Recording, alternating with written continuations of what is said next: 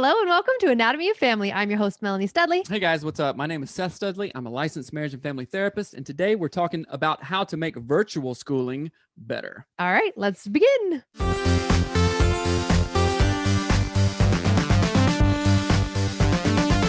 All right, guys, what's up? How you doing? Welcome to Anatomy of Family. We are super excited. We've been wanting to do this forever. Yes. And our kids are wanting to do it. So we're bringing you what you've asked for. So what's up, guys? And okay, 2020 is over, but guess what? We're still in, it's 2021 and we're still doing virtual school. So how are we managing it? It's driving us bonkers, but we think we got some tips, tricks, and hacks to help your life out. So I think it's let's funny go. that you say it's driving you bonkers. You're gone all day. It's just so stressful. Eat turds. Anyway, there's a couple just tips here that I wanted to share quickly. Things that have made our virtual schooling experience better. And so if y'all do them already, that's awesome. If you have your own ideas, share them in the comments because, we need all the help Let's we can help get. each other out for real. One of the things that has been the most important thing for me for virtually schooling my children, they are fairly close in age. They're 13, 11, and 8, and they flippin' love to talk. So I've had to separate them. So tip number 1 is put each kid in their own space. Our kids all have iPads that we bought them when Corona happened because we're like, they need for something. this specific thing. Right. So if you can afford it, making that investment is going to make your life big time easier. Or Chromebooks from the school. Like if your school district offers Chromebooks or we got those whatever. too at one point. But we got them iPads to learn how to do Procreate and to do homeschooling. So we have set up different spaces. Like we got a little, I think Hattie sits at the picnic table. We have an actual picnic table in our house, which is rad. Which is cool. I got it on Craigslist for $50. So that's where she does her virtual schooling. Mariner does it in his bedroom. He's got a little tiny IKEA desk, like a micro desk. That's where he's set up all the time. And then Tough, same thing, IKEA desk, slightly bigger in the bedroom that he and Hattie share. So they have their own spaces. They can shut doors. They can't talk to each other. And that is so incredibly helpful. So tip number 1, give each kid a space. Tip number 2, from a parent perspective, divide and conquer. Right. Is when virtual schooling, you have to be available to your kids to like log into Zoom and do all the blah. And like, I can't figure out where the roll call is and whatever. It literally is not as easy as it sounds.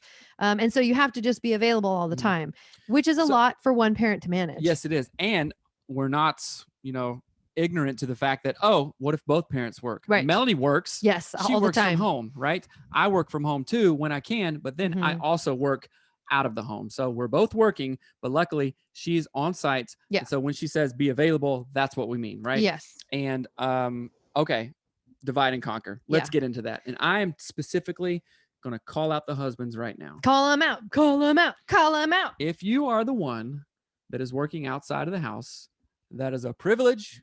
That is a luxury. But Seth, I have the crappiest job ever. I don't care. Have you ever stayed home with the kids for 8 hours? You will blow your brains out. Have you ever stayed home with the kids for 6 months? They're right there outside the door. Oh, no. Okay, guys. This is the hold point on. I'm Let's saying. go grab one. So when so when I say divide and conquer, again, I'm speaking to you, men, husbands, dudes, directly, right? I have seen how hard it is on Melanie. And she's not a baby lady either, right? She's tough. She's smart. She's really hardworking, right? And it's still hard. So I do anything and everything that I can to, hey sis, how are you today? I have a kid. Anatomy of Family, I guess so, right? So I do anything and everything I can do to check in with her, to lighten her load, because it's not just her load; they're my kids too. For crying out loud, right? They're your kids too, dudes. Right. So you're not going to put it all on your wife for that. So, hey, is there anything I can grab home from the store? Let me cook dinner tonight. Right. Here, I know you're kind of going bonkers. This is the plan for the night. I'm taking the kids. We're going to who knows where, a park for 3 hours. You get to be quiet, do whatever you want to. I don't care. You know what I'm saying? Right. So divide and conquer. And if like, there's a lesson on outdoor stuff, boom, I've taken them to the woods like a zillion times during this time, right? So divide and conquer. That's exactly right. Step it up. Right. Next trick and tip is to, she's pulling my hair, to buy cute things that make it fun or make cute things that make it more fun. We went to IKEA. We have an IKEA really close by, and we bought little pegboards with little compartments where they can put their pens, put all their school stuff, and just, oh my gosh, you're falling. Just having that special thing where you can go, this is my fun school, whatever. And you feel special and happy. Here, pick her up. Here. Makes a really big difference in how your kids feel about having to do this stuff all day long. It's a really small financial investment.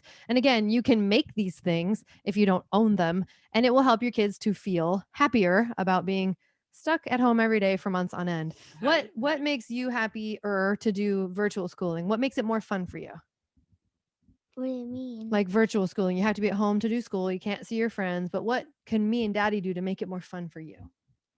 Can you think of anything? Your special iPads? Or your headphone holders. Yeah. Your special headphone holders and stand. They were $3.99 at IKEA. Is there one thing you like about virtual school? Seeing my friends on the Zoom. Yeah. What's your name? Who are you? Hattie. How'd you get in here? Just kidding. I broke in. All right. We All right, gotta. You can gotta hang out hop on my down, back. okay? Or okay. All right, sis. Give mom the headphones. Yeah. All right. See ya. See you later, girlfriend. Scram. Okay. Okay. So we talked about divide and conquer, and then make the space pretty, and then set yourself up for success. What's Yep. next on the list? Bring the energy that you want to see from your kids. This is a huge one. People tend to not think about the fact that we mirror the energy that people bring into a room. So imagine that you're in you have a board meeting coming up. You're the first one into the meeting space, and your boss comes in looking like he's got a hornet in his pants. He's about to freaking lose his mind. Right. You're like, A bee in his bonnet. A bee in his bonnet, a bee in his britches. You haven't even said a word yet. Oh, here's your ear. Is that what you look for?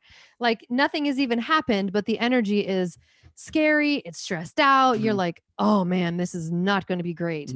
What's coming? What's the deal? So if you start out the day with a rush, like, okay, you're not intentional in waking the kids up, doing all this stuff, getting them breakfast, make sure the biology and physiology piece is correct, right? Like no hungry stomach, blah, blah, blah, all this stuff. Then the kid's going to be all frantic. And then think about the embarrassment, because this is all an adjustment. We're on virtual school here, right? For a lot of kids, it's their first time, like, oh, wait a minute, they can see me. They can see my room. What is this? This is trippy. So they're thinking all kinds of different things from a mental health perspective. And I'm saying this as a therapist. Think about that. So make this transition as smooth and easy as possible. Well, it's not like the transition is new. People have been doing this the whole time. But I think true. what I am trying to get at, which you are not saying the same thing, but it's helpful what you just said, but I wish you would have said the same thing I was saying, was this idea that oftentimes when we'll have people we talk with who are like, yeah, I just can't get my kid to flip and sign into their Zoom account. And then you're, like on a call with them and they're like, sign in, go. What are you waiting for? You're like, holy crap. Like it's very unpleasant. And imagine what it would look like instead of just shouting at your kid and telling them how stupid they are or why they're bad or they're dumb or they, they're failing because of blah. You could be like, hey, is it possible you to sign in? I know you don't want to, and I know it's kind of complicated. Like the energy you bring changes the energy in the room. Do you need some help right now? Let me sit down and help you. So this wasn't on the thing, but it is uber duper. Just made a word up. Whoa. Super duper What is important. So parents, we haven't addressed this. If you're stressed out with virtual schooling, I don't know, my kid has 80 Zoom accounts and I get 500 emails a day.